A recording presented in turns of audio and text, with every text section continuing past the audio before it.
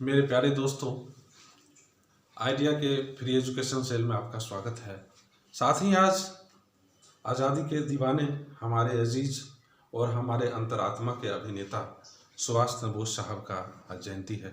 इस अवसर पर आपको ढेर सारी बधाइयाँ। आज मुझे बहुत ही अच्छा शुभ अवसर मिला है अपने माइनिंग कम्युनिटी के जीवन स्तर को ऊपर उठाने के लिए कुछ विशेष करने का मुझे मौका मिला है और ये हमारे लिए बहुत ही सुकून का पल है। मेरे दोस्तों, आज जो है एग्जामिनेशन का टाइम है। FMC, SMC, DGMS का एग्ज़ाम है और एग्ज़ाम का नाम सुनते ही धड़कन को थोड़ा सा बढ़ जाना स्वाभाविक है, यह लाजमी है।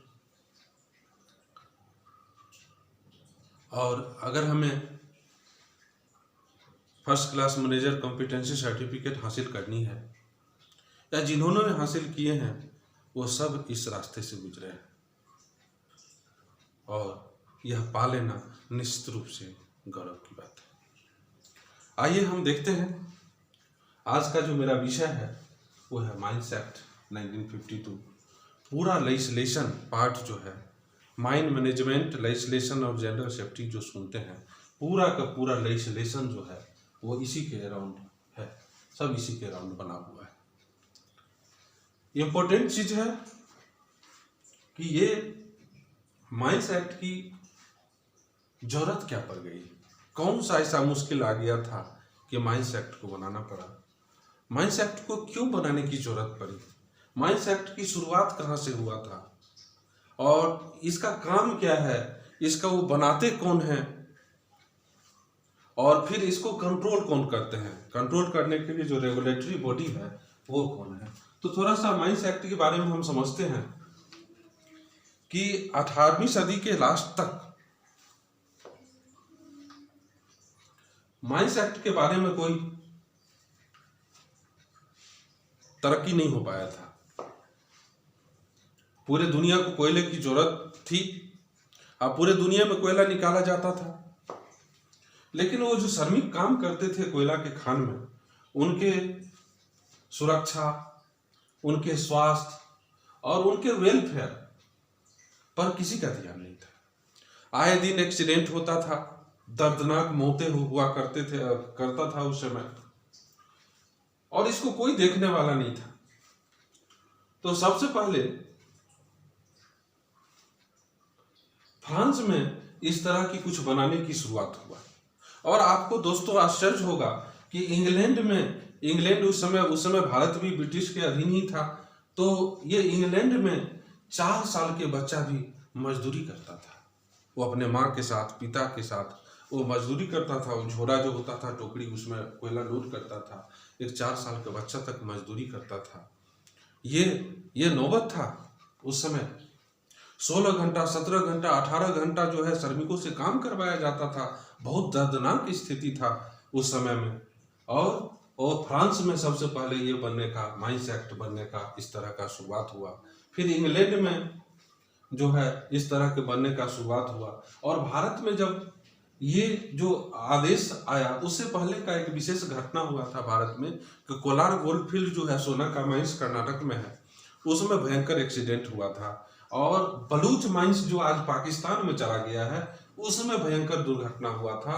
तो उस समय में ब्रिटिश गवर्नमेंट इंडिया में माइंस एक्ट जैसा कुछ बनाने का आदेश जारी किए। तो इसमें हुआ क्या, 1901 ईस्वी में माइंस एक्ट का ड्राफ्ट बना और 1910 ईस्वी में इसका अमेंडमेंट हुआ। और माइंस एक्ट तो अमेंडमेंट हो गया, तब उसको चलाने के लिए एक रेगुलेटरी बॉडी की जरूरत था और वो बॉडी जो है director general of mine safety, जो धनबाद में आज है, उसको 1910 ईस्वी में बनाया गया इसको रेगुलेट करने के लिए। तो माइंस एक्ट, अब हमारे दोस्तों आप जरूर समझ गए होंगे कि माइंस एक्ट जो है हेल्थ, सेफ्टी और वेलफेयर। हेल्थ मीन्स स्वास्थ्य, सेफ्टी मीन्स सुरक्षा और वेलफेयर मीन्स आप सभी जानते हैं जो उसका जो कैरियर ग्रोथ हो, उसके रहने सहने की व्यवस्था हो, ये सब जो वो अप होता है वो हमको वेलफेयर में आता है। तो उसके लिए जो है बनाने का विधान जो है वो उसको मिल पाए, उसके लिए माइंस एक्ट बनाया गया है। और माइंस एक्ट, अब वास्तव में माइंस एक्ट कैसे काम करता है, क्योंकि कोई भी बॉडी का बहुत सारा पार्ट्स होता है, जब सारे पार्ट्स मिल जाते हैं तब उसका फंक्शनिंग करेक्ट होता है। तो अब माइंस एक्ट जो है वो वास्तव में भारत में, ये माइंस एक्ट तो भारत का संविधान नहीं है, तो आखिर ये माइंस एक्ट भारत में का, जब भारत आजाद हुआ तो ये माइंस एक्ट आखिर कैसे बना? तो ये माइंस एक्ट जो है भारत के संविधान, कॉन्स्टिट्यूशन ऑफ इंडिया के आर्टिकल 246 के तहत माइंस एक्ट बनाया जाता है। आर्टिकल मीन्स होता है लेख। संविधान का जो मूल रूप से लिखा हुआ जिसमें बना था, उसमें सब भारत के संविधान में टोटल 448 आर्टिकल्स है, उसी में एक आर्टिकल है ये 246 आर्टिकल, उसी के तहत जो है माइंस एक्ट को बनाया जाता है। और माइंस एक्ट को फ्रेम करने का राइट पार्लियामेंट के पास में है। यह राइट सेंट्रल गवर्नमेंट के पास भी नहीं है। ये राइट जो है माइंस एक्ट जो फ्रेम करेंगे वो सिर्फ और सिर्फ पार्लियामेंट करेगा। ये पार्लियामेंट का विशेषाधिकार पावर है एक्ट के संबंध में। तो ये माइंस एक्ट क्या है, पार्लियामेंट जो बनाती है इसको। और ये माइंस एक्ट है क्या, ये माइंस एक्ट प्रिंसिपल लेजिस्लेशन है। Principal legislation, principal legislation. Legislation दो प्रकार के होते हैं, एक प्रिंसिपल लेजिस्लेशन होता है और दूसरा होता है सबऑर्डिनेट लेजिस्लेशन।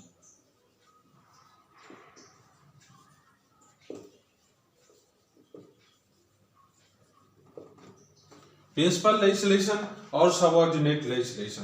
प्रिंसिपल लेजिस्लेशन में माइंस एक्ट आता है, माइंस एक्ट आता है प्रिंसिपल लेजिस्लेशन में। और इसमें सबऑर्डिनेट लेजिस्लेशन को समझने से पहले थोड़ा प्रिंसिपल लेजिस्लेशन को समझे। प्रिंसिपल मीन्स होता है मुख्य। स्कूल कॉलेज के भी प्रिंसिपल होते हैं, जो मुख्य होते हैं वो प्रिंसिपल हैं। और लेजिस्लेशन का मतलब विधान होता है। भारत का जो मूल संविधान है वो संविधान है। संविधान के अधीन जो चीज बना है उसको विधान कहते हैं, उसको लेजिस्लेशन कहते हैं। वो संविधान के अंतर्गत और उसके अंदर रहते हुए संविधान के लिए ये काम करता है, ये लेजिस्लेशन है। लेजिस्लेशन का हिंदी विधान होता है, विधान मीन्स होता है कानून। सबऑर्डिनेट लेजिस्लेशन, सबऑर्डिनेट लेजिस्लेशन जो है ये लेजिस्लेशन के अधीन होता है, यानी प्रिंसिपल लेजिस्लेशन माइंस एक्ट हो गया, सबऑर्डिनेट लेजिस्लेशन जो है वो माइंस एक्ट के अधीन होगा। मीन्स क्या, सबऑर्डिनेट का मतलब होता है मातहत, अधीनस्थ, कनीय, जूनियर, इसका मीनिंग होता है।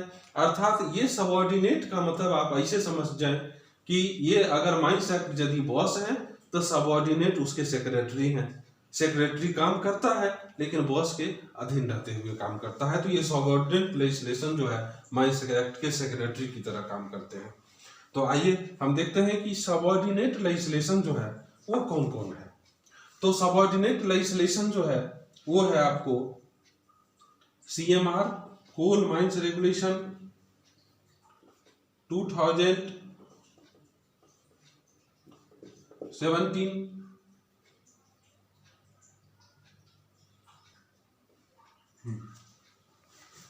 2017 mines rule 1955, mines rescue rule 1985, mines creche rule 1966, MVTR 1966 और एक इलेक्ट्रिसिटी पहले रूल हुआ करता था जिसका नाम बदल के आज रेगुलेशन हो गया है, उसका नाम है सेंट्रल इलेक्ट्रिसिटी अथॉरिटी रेगुलेशन 2010। ये इसके अधीन जो है सबऑर्डिनेट, ये प्रिंसिपल लेजिस्लेशन के अधीन ये सबऑर्डिनेट लेजिस्लेशन है। Coal mines regulation 2017, mine rule 1955, mines rescue rule 1985, mines creche rule 1962, MVT mine vocational training rule 1966 और सेंट्रल इलेक्ट्रिसिटी अथॉरिटी रेगुलेशन 2010। तो ये सब जो है इसके जरूरत को पूरा करता है, जिसमें ये वाला पोर्शन जो है, ये इलेक्ट्रिसिटी रेगुलेशन जो है, ये इस एक्ट के अधीन नहीं आता है। एक्ट के अधीन तो आता है, बट ये माइंस एक्ट के अधीन ये नहीं आता है। तो ये किसके अधीन आता है? तो ये आता है Indian electricity act 2003, Indian electricity act 2003, इसके अधीन सीईए रेगुलेशन 2010 बना है। ये इसके अधीन नहीं रहता है। ये मेरे जब फर्स्ट क्लास का मैं ओरल था उसमें मुझसे पूछा गया था कि क्या ये इस एक्ट के अधीन आता है। ठीक है, तो ये मुझे कहीं पढ़ा तो इस तरह विशेष रूप से नहीं था, बट ये मुझे पता था कि पूरा एक्ट में कहीं भी इलेक्ट्रिसिटी का चर्चा नहीं है। आप भी पढ़ सकते हैं, कहीं पर भी इलेक्ट्रिसिटी की चर्चा नहीं है। तो वो पूछने वाले जो डायरेक्टर साहब थे, तो उनको समझते हुए मुझे ये लग गया था कि ये निश्चित रूप से ये एक्ट के इस एक्ट के अधीन ये नहीं होगा। और मैंने जवाब दिया था कि नहीं साहब, ये इस एक्ट के अधीन, ये इंडियन ये जो है माइंस एक्ट के अधीन ये नहीं है। तो उन्होंने पूछा कि ये तब फिर कहाँ से आया, कैसे बना? तो मैंने ये बोला कि सर ये भी एक्ट के अधीन ही है, लेकिन ये भी एक्ट के अधीन ही बना है, दूसरे एक्ट के अधीन बना है। तो बताए, वो पूछे कि आप नाम बता सकते हैं। तो मैं कुछ देर के लिए चुप हो गया, क्योंकि मेरे पास वहां पे 2 ऑप्शन था।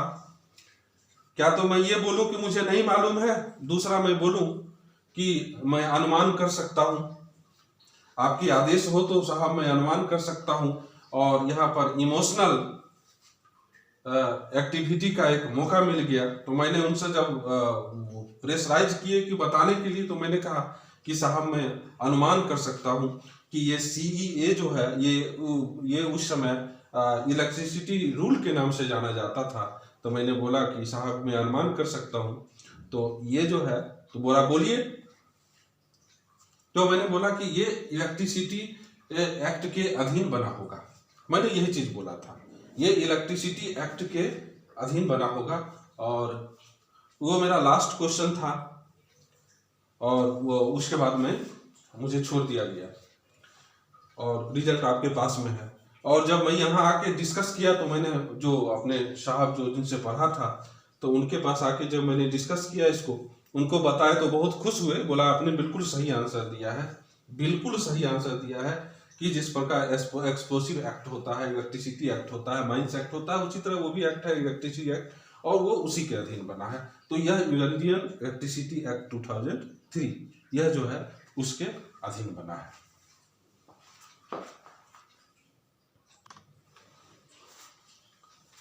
तो आइए हम ये समझते हैं कि ये सब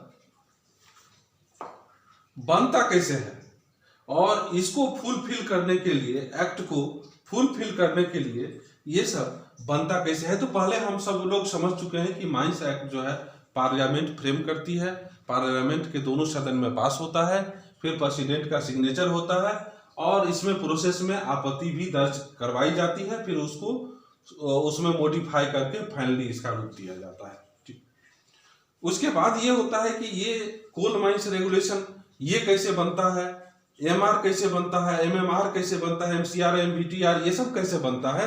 तो ये सब जो बनाने का जो राइट है, ये बनाने का राइट है सीजी को, ये राइट है सीजी को बनाने का। सेंट्रल गवर्नमेंट ये माइंस एक्ट 1952 के सेक्शन 57 के अधीन central government has power to make regulation. तो सेक्शन 57 के अधीन यह रेगुलेशन को बनाती है। इसी माइंस एक्ट 1952 के सेक्शन 7 के अधीन यह माइंस रेगुलेशन बनता है, और सेक्शन 58 के अधीन माइंस रूल बनता है। जितने भी रूल हैं वो जो है माइंस एक्ट 1952 के सेक्शन 58 के तहत बनता है। वो रूल बनाने का पावर है वो बनता है। और सेंट्रल गवर्नमेंट के पास एक और राइट है, सेक्शन 60 में राइट है कि central government has power to make regulation without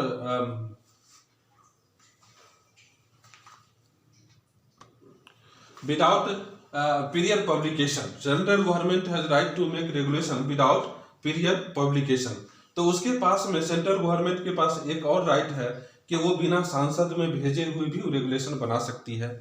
लेकिन जो उनके बनाया हुआ ड्राफ्ट यदि सांसद में नहीं जाएगा तो उसका वैलिड 1 ईयर से ज्यादा नहीं होगा। और भारत में एक बार हुआ था कि टेम्पोररी रेगुलेशन बनाने की जरूरत पड़ी थी। वो संविधान लागू हुआ 1950 ईस्वी में। उसके बाद में बहुत सारी घटनाएं होती थी, माइंस में बहुत सारी दुर्घटनाएं होती थी। तो गवर्नमेंट को लगा कि नहीं, कुछ हमको बनाना होगा। तो उस समय में वो बनाया था, टेम्पोररी रेगुलेशन बनाया था। और 1955 ईस्वी की बात है, वह 1 साल के लिए वैलिड हुआ 1955 में। फिर 1957 में कोल माइंस रेगुलेशन 1957 में बन करके तैयार हो गया, तब से ये लागू हुआ। तो 1955 में टेम्पोररी रेगुलेशन एक बार भारत सरकार बनाई। तो अब आपको समझ में आ गया होगा कि ये जो है माइंस एक्ट पार्लियामेंट बनाती है और जितना भी रूल और रेगुलेशन है वो माइंस एक्ट के अधीन सेंट्रल गवर्नमेंट इसको फ्रेम करती है। और वो फिर ये जब फ्रेम हो जाता है तब फिर ये आता है, सांसद में आता है, लोकसभा में आता है, फिर राज्यसभा में आता है। और उसके बाद जो है उस पर शिकायत आपत्ति देने के बाद, सुधार मॉडिफिकेशन होने के बाद फाइनली रूप से प्रेसिडेंट का सिग्नेचर होकर के वो पुनः पूरा देश में लागू हो जाता है। अब इसके साथ और क्या क्या चीज है, इसके साथ और भी माइंस एक्ट को सपोर्ट करने के लिए और भी चीज है यहाँ पे, वो है सर्कुलर। वो है सर्कुलर।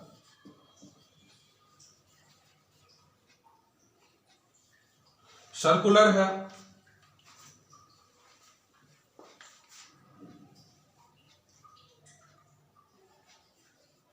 सर्कुलर है। और क्या है, NSC ये भी है। तो ये और क्या है,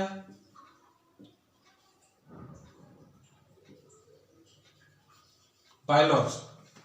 3 चीज और है इसके साथ में, सर्कुलर है, NSC है और बायलॉज है। ये सर्कुलर क्या है, सर्कुलर मीन्स सजेशन।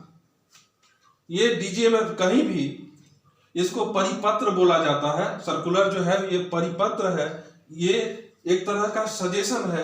कहीं पर माइंस में एक्सीडेंट हुआ, DGMS के द्वारा इन्वेस्टिगेशन हुआ, इंक्वायरी हुआ और वहां से जो फाइंडिंग आया तो उसको जो है इसमें बना के दे दिया जाता है कि इस तरह की दुर्घटना दोबारा ना हो। ये सर्कुलर है। तो इस तरह से ये सर्कुलर बन जाता है, ये पार्लियामेंट में नहीं जाता है सर्कुलर। सर्कुलर मानने के लिए भी ऑनर एजेंट मैनेजर ये सर्कुलर मानने के लिए उसको मानना चाहिए, लेकिन मानने के लिए वो बाध्य नहीं है। लेकिन अगर इस सर्कुलर को नहीं मानेंगे और DGMS को लगेगा, DDG साहब को लगेगा या जो इंस्पेक्टर ऑफ माइंस हैं उनको लगेगा कि ऐसा नहीं करने से माइंस में दुर्घटना हो सकती है, तो आपको जो माइंस चलाने के लिए जिस पार्ट के लिए परमिशन दिए हैं उस परमिशन को विड्रॉ कर सकते हैं। NSC national safety conference. National safety conference जो है ये labour and ministry of labour and employment के अधीन आता है इस नेशनल सेफ्टी कॉन्फ्रेंस, और ये दिल्ली में होता है। इसमें जो है पूरे देश के टॉप लेवल के एक्सपर्ट हैं, ट्रेड यूनियन है, टॉप लेवल के एक्सपर्ट हैं, इंस्टीट्यूशन, रिसर्च सेंटर, ये सब सारे लोग यहाँ बैठते हैं। और यहाँ पर जो है सारे आदमी जो है विभिन्न मुद्दों पर, विभिन्न जरूरत के हिसाब के मुद्दों पर डिस्कस होता है, फिर फाइंडिंग्स होता है, अपना एक्सपीरियंस शेयर होता है और उसमें से फाइंडिंग्स निकल करके और उसका जो मुख्य रूप से जो फाइंडिंग्स आता है वो इसमें प्रकाशित होता है। इसमें खास करके जब भी NSC होता है तो पिछला बार जो NSC, पिछले साल जो NSC हुआ है, नेशनल सेफ्टी कॉन्फ्रेंस मैंने राष्ट्रीय सुरक्षा कॉन्फ्रेंस, उस पर चर्चा होता है सबसे पहले। जो पिछले बार जो ये हुआ है नेशनल सेफ्टी कॉन्फ्रेंस, उसमें क्या क्या लागू हुआ और क्या क्या लागू नहीं हुआ, उसमें क्या कमी रह गया है, सबसे पहले उस पर चर्चा होता है। और फिर जो ज्वलंत मुद्दा जो है, ज्वलंत जो जरूरत का चीज है, उस पर चर्चा होता है, फिर फाइंडिंग्स होता है, फिर ये प्रकाशित होता है।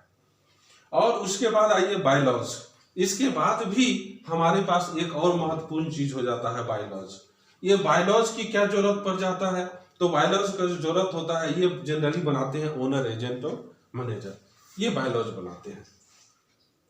तो बायलॉज बनाने की जरूरत क्यों पड़ती है, तो जब माइंस में कोई नया मेथड से काम शुरू होता है या कोई नया प्रकार का मशीन आ गया, कोई हैवी कैपेसिटी का मशीन आ गया जिसके लिए पहले से कोई नियम बना हुआ नहीं है, तो उस केस में जो है हम CIM जो है चीफ इंस्पेक्टर ऑफ माइंस, वो कहते हैं ओनर, एजेंट, मैनेजर को आप बायलॉज बनाइए। वो अगर बायलॉज नहीं बनाएंगे तो 2 महीना के तक टाइम दिया जाता है, वो नहीं बनाएंगे तो वो CIM खुद बनाएंगे बायलॉज। अगर इस बायलॉज को ओनर, एजेंट, मैनेजर एक्सेप्ट कर लिए तो बहुत सुंदर है, माइंस चलेगा इसके हिसाब से। नहीं एक्सेप्ट किए तो जो है तो ये जो है CIM जो है सेंट्रल गवर्नमेंट को ये लिख देंगे। तो ये उस पीरियड में 10 डेज और 20 डेज और 2 मंथ का एक पीरियड होता है। 10 डेज में आप अपील कर सकते हैं, ओनर, एजेंट, मैनेजर अपील करेंगे CIM के पास। CIM कुछ संशोधन के साथ अगर मान गए तो गुड, नहीं माने तो ये जाएगा सेंट्रल गवर्नमेंट, और फिर 20 डेज के अंदर में ओनर, एजेंट, मैनेजर को सेंट्रल गवर्नमेंट जाना पड़ता है इस मैटर को लेके। और 2 महीना के अंदर में सेंट्रल गवर्नमेंट इसको कमिटी को रेफर करते हैं, और कमिटी जो है इसको बना करके ड्राफ्ट तैयार करके फिर सेंट्रल गवर्नमेंट को देते हैं, और सेंट्रल गवर्नमेंट के द्वारा ये पार्लियामेंट में जाता है, दोनों हाउस में पास होता है। फिर इसमें आपत्ति दर्ज जो होती है उसमें सुधार होता है, मॉडिफाई होता है, उसके बाद प्रेसिडेंट का सिग्नेचर होकर फाइनल ये चला आता है। और जब वहां से चला आता है तो इसको सबको मानना बात हो जाता है। तो ये बायलॉज का प्रोसेस है। बायलॉज तभी जाएगा पार्लियामेंट में जब ये CIM और ओनर, एजेंट, मैनेजर के बीच सहमति नहीं होगी तो पार्लियामेंट में जाएगा, नहीं तो पार्लियामेंट में ये नहीं जाएगा। और यह जब पार्लियामेंट में चला गया तो फिर मानने के लिए हम बाध्य हैं।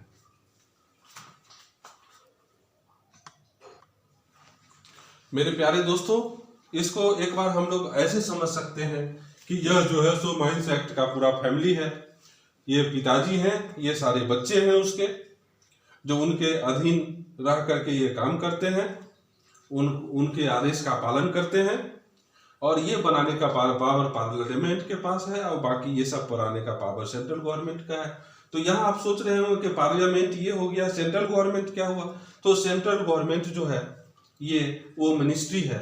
जैसे DGMS के लिए सेंट्रल गवर्नमेंट, इस मामले के लिए सेंट्रल गवर्नमेंट जो हो गए वो हो गए आपको लेबर एंड एम्प्लॉयमेंट मिनिस्ट्री, ये सेंट्रल गवर्नमेंट हो गए इस बात के लिए। तो लेबर एंड एम्प्लॉयमेंट मिनिस्ट्री इनको बनाएंगे, और सब चीज बनाते हैं एक कमिटी के द्वारा ही बनता है, ठीक है। ऐसा नहीं है कि ये सांसद में जाके बनते हैं, सारे एक्सपर्ट लोग हैं, सारे ये बनाते हैं, उसके अधीनस्थ बनता है, उनके फुल्ली कंट्रोल में बनता है, उनके देखरेख में बनता है, लेकिन बनाते हैं एक्सपर्ट कमेटी ही बनाते हैं। तो ये पार्लियामेंट फ्रेम करता है, इसको सेंट्रल गवर्नमेंट बनाते हैं ये सब सारी चीज को। और ये सर्कुलर जो है ये DGMS बनाते हैं, ये DGMS बनाते हैं, ये नेशनल सेफ्टी कॉन्फ्रेंस जो है लेबर एंड एम्प्लॉयमेंट मिनिस्टर के ही अंतर्गत आता है, और बायलॉज को ओनर, एजेंट, मैनेजर बनाते हैं।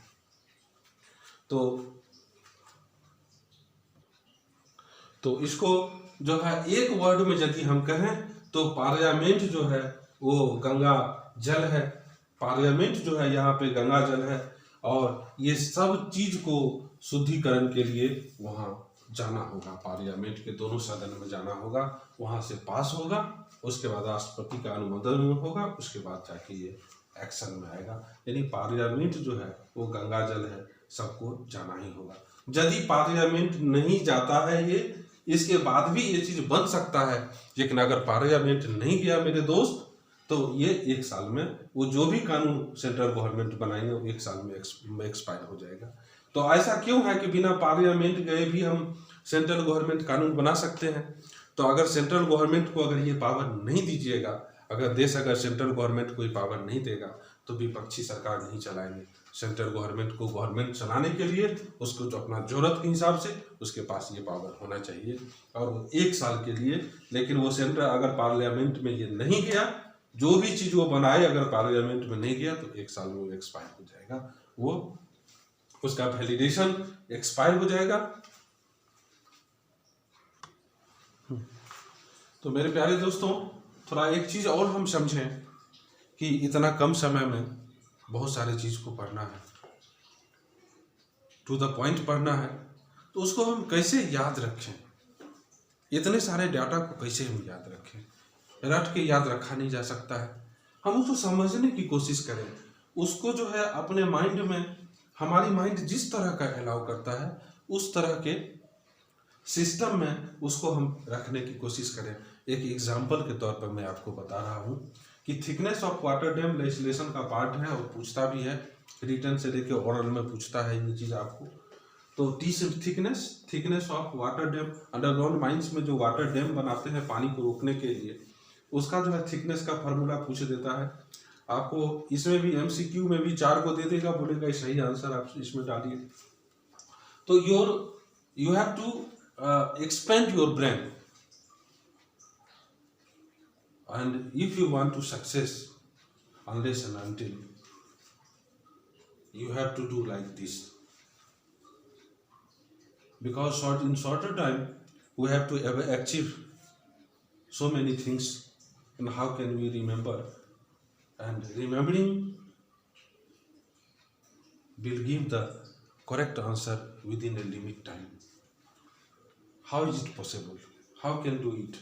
So please understand, I am trying to make you understand how can it possible, how can you remember so many things. तो इसको हम कैसे जो है इसको याद कर रहे हैं, इस फार्मूला को, कि भूलने में मिस्टेक ना हो। तो आप इसको मुस्कुराते हुए याद कर सकते हैं कि हम इस फार्मूला को पहली बार देखे थे, उसी समय हमको याद हो गया। मैंने एक देखा कि S से सन, सन से बेटा, आप समझ सकते हैं। इसको फार्मूला हमको याद करना है कि 8 बच्चे को, सन मीन्स बेटा और यह इधर लिखा हुआ है 8 बच्चे को होमवर्क बना रही है। SW से हम लोग बोलते हैं कि होमवर्क बना रही है, और पत्नी जो है वो, आप ये पोर्शन जो है आप इसको ऐसे ही याद करेंगे, घूंघट में है। तो स्वाभाविक बात है कि हम लोग की तरफ आज भी ये घूंघट संस्कार है मिथिला में, कि ये देखिए, ये साफ लग रहा है कि 8 बच्चे को पत्नी ऊपर में बैठ के और ये जो है सो घूंघट में ये होमवर्क बनवा रही है। इधर 8 बच्चे हैं, मीन्स 8 सन है, ये जो है इसके अंदर में है, मतलब इसको आप घूंघट समझ लें। तो ये वाइफ, W से वाइफ, ये घूंघट में है और ये होमवर्क बनवा रहे हैं। तो आप इस तरह का बहुत सारा फार्मूला को अपने ढंग से क्रिएट कर सकते हैं, और आपको कभी लिखने में भूल नहीं होगा, हमेशा याद रहेगा इसको। जो 8 बच्चे के माँ घूंघट में है, मैंने 8 बच्चे की माँ घूंघट में है, और ये HW होमवर्क बनवा रहे हैं। और इसका चीज आप जानते हैं कि H से हेड होता है, W से विड्थ और हाइट होता है, जो ज्यादा रहता है उसको हम लिखते हैं। S से ये होता है, strength of crushing, strength of material है। कंक्रीटिंग करते हैं तो उसका अलग होता है, 42 kg प्रति सेंटीमीटर स्क्वायर का होता है वैल्यू, और जब हम ब्रिकिंग वॉल करते हैं तो 17.5 kg पर सेंटीमीटर स्क्वायर का हम वैल्यू होता है, जो आप सब जानते हैं। इसको भूलने का प्रॉब्लम खत्म है। तो इस तरह का एक और कहीं कहीं बुक में इस तरह का भी ये फॉर्मूला आपको मिल जाएगा देखने के लिए। H हम यहाँ बराबर लिखते हैं, T equal to H W to the power 3/2, नीचे रहेगा लिखा हुआ 8S। ये दोनों एक ही चीज है, ये दोनों में कोई डिफरेंस नहीं है, ये दोनों एक ही चीज है। ये देखिए, ये हम W है और ये रूट के अंदर W है, तो हम W के पावर में नहीं पूछा तो 1 माने, W के पावर रूट है तो इसको हम लोग लिखते हैं 1/2। और जब बेस इक्वल रहता है, आधार जब इक्वल रहता है तो पावर जुट जाता है, तो 1 + ½ इक्वल टू 1.5 मीन्स 1.5, और 1.5 को हम लिख सकते हैं 3/2 लिख सकते हैं। ये दोनों एक ही चीज है। तो यही मुस्कुराते हुए इसको सीखिए, और इस तरह से हम नए नए चीज़ को, नए नए फार्मूलाज को इस तरह से कन्वर्शन करके हम याद करके कम से कम टाइम में इसको याद रख सकते हैं। चूँकि आंसर एमसीक्यू में आपके सामने में रहेगा, बस वो स्वयंवर है और आपको अपनी बारी को चुनना है। तो अपनी बारी को चुनने के लिए पहले फार्मूला को अपनी बनानी होगी। थैंक्स।